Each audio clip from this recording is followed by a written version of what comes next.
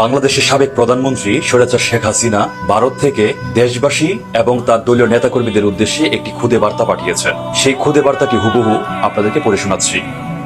প্রিয় দেশবাসী, আমি পদত্যাগ করেছি শুধুমাত্র লাশের মিছিল যেন দেখতে না হয়।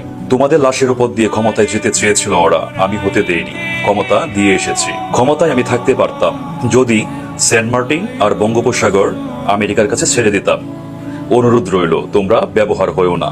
আমি বলে এসেছি, আমার সোনার সন্তানদের যারা লাশ করে ঘরে ফিরিয়েছে তাদের জন্য বিচার করা হয়। হয়তো আজ আমি দেশে থাকলে আরো প্রাণ জড়ত, আরো সম্পদ ধ্বংস হতো। আমি নিজেকে সরিয়ে নিয়েছি, তোমাদের জয় দিয়ে এসেছি। তোমরা ছিলে আমার শক্তি, তোমরা আমাকে চাওনি। আমি নিজেই তখন চলে এসেছি, পদত্যাগ করেছি।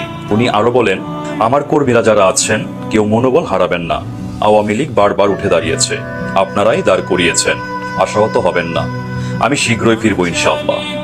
পরাজয় আমার হয়েছে, কিন্তু জয়টা আমার বাংলাদেশের মানুষের হয়েছে, যে মানুষের জন্য আমার বাবা আমার পরিবার জীবন দিয়েছে।